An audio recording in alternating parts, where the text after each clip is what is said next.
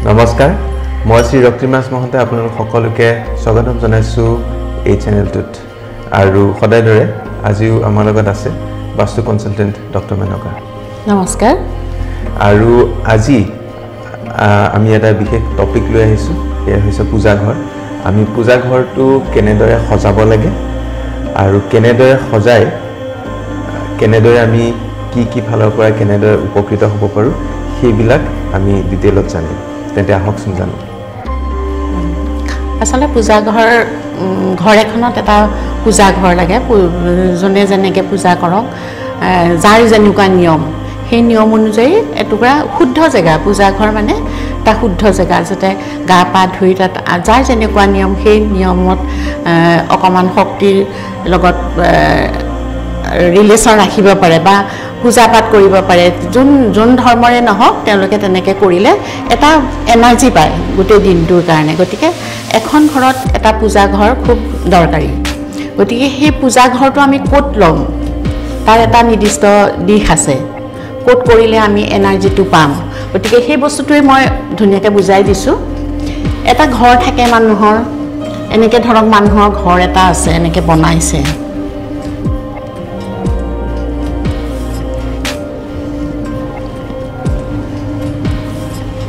এইটো যদি আমি পূব বুলি ধৰো এইটো তেতিয়া উত্তৰ হ'ব আৰু এইটো দক্ষিণ হ'ব এতিয়া আমাৰ পূজা ঘৰটো ক'ত লাগে পূজা ঘৰ কেতিয়াও আমি এই দক্ষিণ দিশত কৰিব নোৱাৰো দক্ষিণ দিশত পূজা সদায় এই উত্তৰ পূবৰ ঘৰটো বা পূবৰটো বা উত্তৰৰটো হ'লে বেছি ভাল এইটো খুব বেছি ভাল এইটো আমাৰ পূজাৰ কাৰণে খুব ভাল স্থান ইয়াত যদি আমি পূজা কৰোঁ এনাৰ্জি পাওঁ কিছু আৰু এইটো হৈছে শিৱৰ জেগা আৰু গুৰু বৃহস্পতিৰ জেগা আচলতে গ্ৰহ হিচাপে গুৰু বৃহস্পতিৰ জেগা এইটো উত্তৰ পূব হ'ল উত্তৰ পূবত গুৰু বৃহস্পতি থাকে গতিকে বৃহস্পতিয়ে আমাক শক্তি দিয়ে আশীৰ্বাদ দিয়ে গুৰু হয় তেওঁ গতিকে এইখিনিতে যদি আমি পূজা ঘৰটো পাতোঁ তেতিয়াহ'লে খুব ভাল হয় যদি নোৱাৰো ইয়াতো পাতিব পাৰো অকণ পাৰ্চেণ্টেজবোৰ কমি যায় ইয়াতো কিছুমানে পতা দেখা যায় যদি ইয়াত পূজা ঘৰটো থাকে তেতিয়াহ'লে কি কৰিব লাগে সদায় লাইট এটা জ্বলাই থ'ব লাগে চাকি গছ জ্বলাই থ'ব লাগে কিন্তু উত্তম স্থানটো হৈছে এইটো এতিয়া কথা হ'ল পূজা ঘৰটো আমি বনালোঁ ঠিকেই কিন্তু পূজা ঘৰটো কেনেকৈ কৰিম এই পূজা ঘৰটোৰ তলত বা ওপৰত কেতিয়াও টয়লেট থাকিব নালাগে চিৰি থাকিব নালাগে বা পাকঘৰ থাকিব নালাগে এনেকুৱা ধৰণৰ একো বস্তুৱে ইয়াত থাকিব নালাগে তলত হ'লেও নালাগে ওপৰত হ'লেও নালাগে বা ষ্ট'ৰ ৰুম কৰিব নালাগে তাৰ তল বা ওপৰত এতিয়া পূজা ঘৰটো কৰোঁতে দৰ্জাখন আমি কেনেকৈ দিম তাতো এটা নিয়ম থাকে যদি উত্তৰৰ ফালে বা পূবলে ফালে দিব পাৰোঁ ভালেই পশ্চিমতো বেয়া নহয় চলি যায় দক্ষিণত নিদিলে ভাল হয় আচ্ছা তাৰপিছতে পূজা ঘৰটো যেতিয়া কৰিম তাত কিছুমান এই যে মই এনেকৈ আঁকি দিলোঁ এই পিৰামিড টাইপত পূজা ঘৰটো আচলতে যিখন আসন থাকে আসনৰ ওপৰত যদি আমি চাৰিওফালৰ পৰা এনেকৈ পিৰামিড টাইপকৈ বনাই দিওঁ তেতিয়াহ'লে তাত শক্তিটো বেছি থাকে গতিকে পূজা ঘৰত সদায় যেতিয়া আমাৰ কাঠৰ বাকচটো বনোৱা যায় তেতিয়া পিৰামিড টাইপ কৰিব লাগে আৰু তাৰ ভিতৰত আমাৰ থাপনাখন পাতিব লাগে তেতিয়াহ'লে খুবেই ভাল তাৰপিছতে আহোঁ তাত ৰংটো আমি কেনেকৈ দিম এতিয়া ৰংটো দিব হ'লে ইয়াত আমাৰ যিটো আকাশী ৰং যায় বা লেমন কালাৰটো যায় সেউজীয়া হালধীয়া মিক্স সেইটো খুব ভাল পাতল কালাৰ ৰংবোৰ দিব লাগে পাতল ৰংবোৰ পূজা ঘৰৰ কাৰণে ভাল আৰু এতিয়া পূজা সদায় যেতিয়া আমি ভগৱানৰ ফটো বা মূৰ্তিবোৰ থোৱা যায় তেতিয়াহ'লে সেই ভগৱানৰ ফটোবোৰ থওঁতে আমি ইয়াৰ ভিতৰত কি কৰিব লাগে পূবৰ ফালে থ'ব লাগে যাতে আমি পূবৰ ফালে মুখ কৰি পূজা কৰিব পাৰোঁ বা উত্তৰ ফালেও থ'ব পাৰোঁ কিন্তু দক্ষিণ ফালে আমি থ'ব নালাগে সেইটো আকৌ খুব বেয়া এতিয়া চাওঁ যে আমি দক্ষিণত কেতিয়াও কিন্তু পূজা ঘৰ কৰিব নালাগে দক্ষিণ পশ্চিমতো নালাগে এইকেইটা খুব বেয়া পশ্চিমত কৰা যায় পশ্চিমতো খুব বেছি বেয়া নহয় পাৰি কিন্তু এইকেইটাত আমি কৰিব একেবাৰে নালাগে সেইখিনি কথা আৰু পাৰিলে পূজা ঘৰত আমি ফটো লগাওঁ কিছুমানে সেই ফটোবোৰ তাৰমানে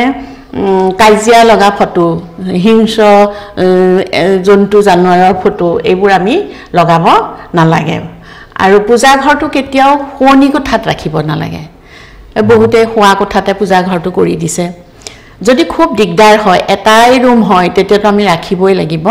তেতিয়া যদি আমি ৰাখো তেতিয়া হলে শোৱনি কোঠাটোৰ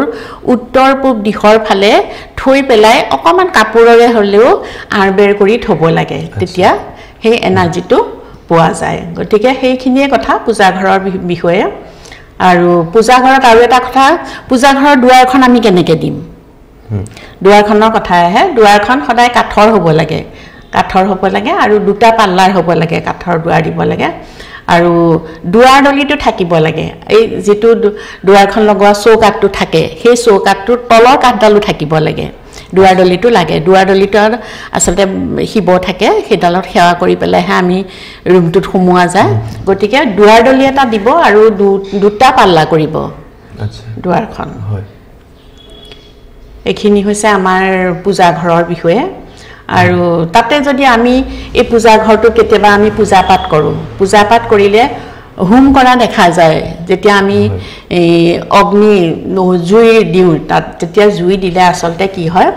এই সাইডটো দিব লাগে হোমটো এইটো সাইডে কৰিব লাগে এইটো সাইডে পূবমুৱাকে বহি পেলাই হোম খিনি কৰিব লাগে তেতিয়া হলে আৰু বেছি ভাল আৰু পানী থলে পানী এইটো দিশত থব লাগে আচ্ছা হা এইখিনি কৰিব লাগে তাৰ পিছতে আকৌ আহিলে পূজাৰ সামগ্ৰীবোৰ কিছুমান আমি পূজাৰ সামগ্ৰী থওঁ যেখিনি আমি বেলেগকে ব্যৱহাৰ নকৰো পূজাৰ কামতে ব্যৱহাৰ কৰো সেই সামগ্ৰীবোৰ থওঁতে যদি বক্স দৰকাৰ হয় তেতিয়া হলে আমি ইফালে বনাব পাৰো আচ্ছা ইয়াত বনাই দিব পাৰো বক্সটো পূজাৰ ক্ষেত্ৰত এই সৰু সুৰা নিয়মখিনি যদি মানি চলো তেতিয়া হলে বহুতখিনি উপকাৰ আহে ঘৰত শান্তি আহে আৰু পূজা ঘৰত এতিয়া পূজা কৰিবলৈ যাওঁতে আমি গা পা ধুই শুদ্ধ মনেৰে বা সাফা কাপোৰ পৰিষ্কাৰ কাপোৰ পিন্ধি যাব লাগে শুদ্ধ কেতিয়াও পূজা ঘৰত বাহি কাপোৰ বা বাহি গাৰে সোমাব নালাগে আচ্ছা এইখিনিতে মোৰ মনলৈ এটা প্ৰশ্ন আহিছে আপুনি যেহেতু ক'লে যে যিখন আসন থাকে আসনৰ ওপৰত এটা পিৰামিড টাইপৰ এটা শেপ থাকিলে ভাল হয় এটা পিৰামিড শেপ এই শেপটো কিহেৰে বনাব পাৰি প্লাষ্টিকৰ হ'ব লাগে কাপোৰৰ হ'ব লাগে যেনে দেখা যায় যে নামঘৰত থাকে কাপোৰে কিছুমান দিয়া থাকে আৰু কিছুমানে দেখা যায় কাঠৰ বা কিছুমানে মন্দিৰ সাজোতে পিৰামিডৰ দৰে ষ্ট্ৰাকচাৰো থাকে সিমেন্টৰ থাকে আৰসিসি কৰে হেতু কিমান ভাল বা কোনটো বেছি ভাল হেতু জানিব বিচাৰিছো আসলতে আমাৰ বাস্তু শাস্ত্ৰৰ লগত যেটো ভাল হৈছে হেতু কাঠ কাঠে কি কৰে যেটো বেয়া শক্তি হেতু খুহি লয় গতিকে আমাৰ ইয়া পূজা ঘৰত বেলেগ মেটেল ব্যৱহাৰ কৰিব নালাগে গতিকে পূজা ঘৰত যদি কাঠৰ পিৰামিড হয় তেতিয়া হলে খুব ভাল আৰু আমি যেতিয়া অশান্তিত ভুগো বা আমাৰ মনটো বেয়া লাগে তেতিয়া কি হয় যদি পিৰামিড টাইপৰ তেনেকুৱা বস্তু থাকে তাৰ তলত যদি অলপ সময় বহো তেতিয়া হলে শান্তি পোৱা যায় পিৰামিডটোত সাংঘাতিক ধৰণে এনাৰ্জি কিছু পোৱা যায় হয় আৰু এইখিনিতে এটা প্ৰশ্ন খুদু যে আমাৰ আন এটা ভিডিঅত এগৰাকী আমাৰ ভিউৱাৰ আছে এটা প্ৰশ্ন কৰিছিলে কমেন্টত যে মন্দিৰটো যদি উত্তৰ পশ্চিমত থাকে আৰু পানীখিনি উত্তৰ পশ্চিমলৈ বুৱাই যোৱা কথাটো খুদিছিলে কিন্তু যেহেতু আমাৰ হেতু টপিক নহয় জাস্ট মন্দিৰটোহে আমি লব বিচাৰিছো মন্দিৰটো উত্তৰ পশ্চিমত বহুতে বনাই মেইন ঘৰটোৰ পৰা বেলেগকে হেতু কিমান ভাল তাৰ লগতে এটা প্ৰশ্ন আছে যে সেই মন্দিৰটো বহুতে দেখা যায় যে মন্দিৰ বাহিৰত যেতিয়া বনাই আৰসিসি কৰে আৰু সিমেন্ট আৰু লোহাৰে বনাই হেতু কিমান ভাল বাস্তুৰ মতে আজিকালি তো সিমেন্টৰে বনাই কিন্তু আসনখন কেতিয়াও সিমেন্ট বা লোহা দি পেলে বনাব নালাগে আসনখন সদায় কাঠৰ হ'ব লাগে ইয়াতো বহুতে বনাই বাৰু হেৰি পূজা ঘৰ ৰাখে কিন্তু এনাৰ্জিবোৰ আমি ক'ত বেছি পাম খুব বেছি পাম আমি ইয়াতো পাওঁ কিন্তু এইগিটাত হিমানকে নাপাওঁ যদি অসুবিধা হয় তেতিয়া আমি লব পাৰো কিন্তু এই জায়গাখিনিত কিন্তু আমি ইয়াত যদি আমি পূজা ঘৰটো লৈছো ইয়াত কিন্তু খোৱা ঘৰ কৰিব নোৱাৰো তেতিয়া হলে আকৌ বেয়া হয় গতিকে গোটেইখিনি চালিজাৰি চাই যদি আমি এইখিনিতে পূজা ঘৰটো কৰিব পাৰো ঘৰখনৰ সকলো ব্যক্তিয়ে সমানে এনাৰ্জি পাব শক্তি পাব সকলো ধৰণে পঢ়া শুনা ক্ষেত্ৰতে হওক বা ভাল দিশত গতি কৰিব অবাতে নাযায় কেতিয়াও গতিকে এই স্থানটো চাব লাগে এই স্থানটো চালে খুব ভাল আচ্ছা আৰু যদি আমি মেইন ঘৰত পূজা ঘৰটো নাখাজি বাহিৰত খাজু উত্তৰ পূবৰ ফালে খাজু যেহেতু কোৱা হয় যে উত্তৰ পূব জেগাটো পাতলকে ৰাখিব লাগে তাত মুকলিকৈ থব পাৰিলে বেছি ভাল তাত পূজা ঘৰ যদি আমি আৰসিসি কৰি পেলাই খাজু তেতিয়া হলে কিমান ভাল আমি পূজা ঘৰটো এতিয়া ধৰা এখিনি আমাৰ মাটি হৈছে হা এখিনি মাটি এইটো আমাৰ ঘৰটো আমি বনাব লাগিব এনেকুৱা এৰিয়াত কিন্তু এইটো পূজা ঘৰ আমি বনাব পাৰো কিন্তু ইয়াৰ পৰা আমি কিমান বাদ দিব লাগিব ইয়াৰ পৰা কিমান বাদ দিব লাগিব হে হিসাব কিছু থাকে হে হিসাবখিনি কৰিহে আমি পূজা ঘৰটো বহুৱাব লাগিব কাৰণ আগৰ ভিডিঅ'ত মই কৈছো আমাৰ ইয়াত পিখাস থাকে দেৱতা থাকে মানৱ থাকে গতিকে পিখাসৰ জায়গাত আমি বনাব বহুতে দেখা যায় যে পূজা ঘৰটো উত্তৰ পূব বুলি কৈ পেলাই একদম ইয়াতে বনাই দিয়া যায় কিন্তু ইয়াত বনাই দিয়াৰ লগে লগে হেভি হৈ যায় তেতিয়া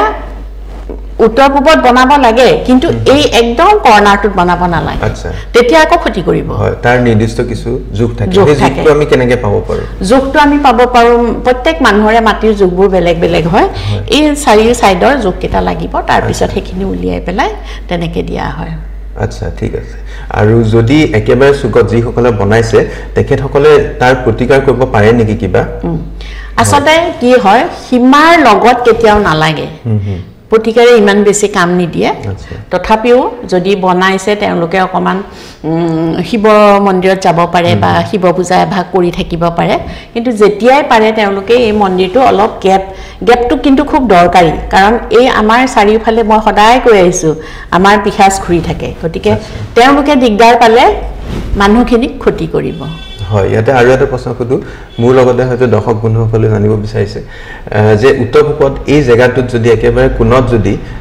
এই মন্দিৰটো সজা হয় তেতিয়া হলে কি কি অসুবিধাৰ সন্মুখীন হ'ব পৰা সাগে হ'ব মানে উত্তৰ পূবটো আমি যেতিয়া ব্লক কৰি দিও এই উত্তৰ পূবটো মই আগতেও কৈছো ইয়াতে আমাৰ বাস্তু দেৱতাৰ যেহেতু মূৰটো থাকে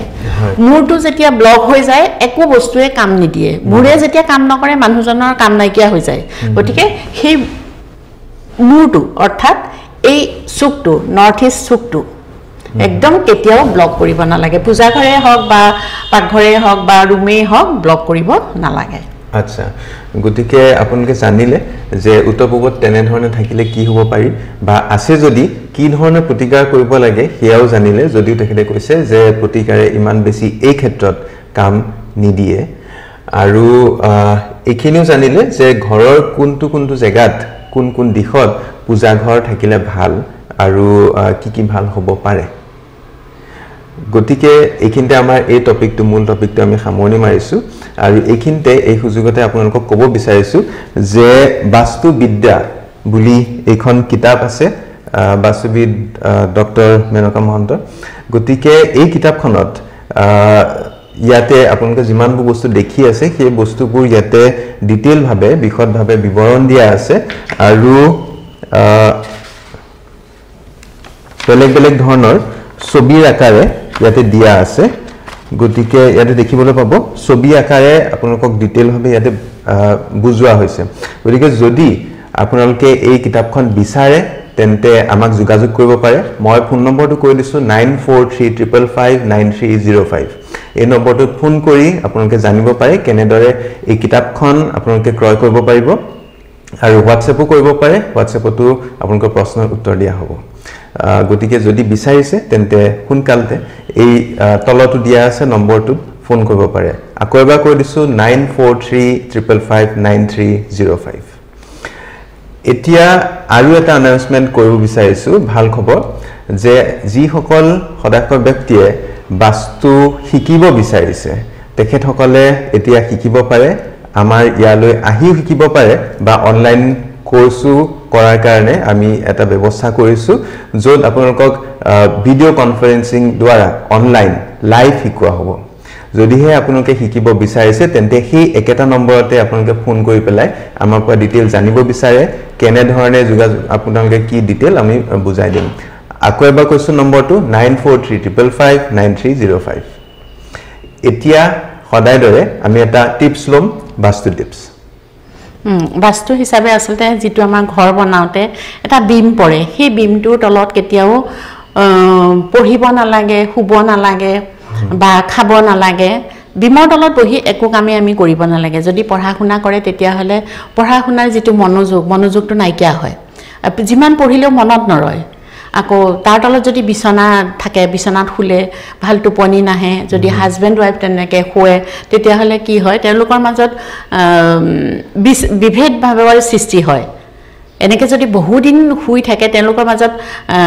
ছেপাৰেশ্যনো হ'ব পাৰে গতিকে বিমৰ তলত কেতিয়াও আমি খোৱা বোৱাও কৰিব নালাগে খালেও অসুবিধা আহে গতিকে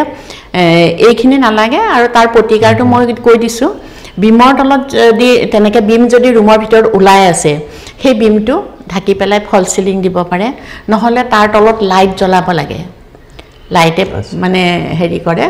যেটো এনাৰ্জিৰ ওপৰৰ পৰা আহি থাকে সেইটো এক্সপান্ড কৰি দিয়ে বহল হৈ যায় সেই কথাখিনি হয় গতিকে আপোনালোকে জানিলে যদি বিম থাকে কিদৰে কৰিব লাগে ফল সিলিং লগাবলৈ আমাক উপদেশ দিয়া হৈছে আৰু ফল সিলিং যেহেতু লগালে অকনমান কষ্টলি হ'ব পাৰে আমি ইয়াৰ প্ৰতিকাৰ বেলেগ ধৰণে কৰিব পাৰো লাইট জ্বলাই কৰিব পাৰো গতিকে লাইট জ্বলাই সেইটো আমাৰ কম খৰচতে হৈ যায় গতিকে ভাল লাগিল এই গোটেই কথাখিনি জানি শুনি আৰু গতিকে আপোনালোকে যদি মই কোৱাৰ দৰে এই অনলাইন বাস্তু শিকিব বিচাৰিছে তেন্তে আমাক জয়েন কৰিব পাৰে গতিকে আমাৰ আলোচনা এয়া সামৰণি মাৰিছো আকৌ লগ পাম এই প্ৰতিশ্ৰুতি থাকিল নমস্কাৰ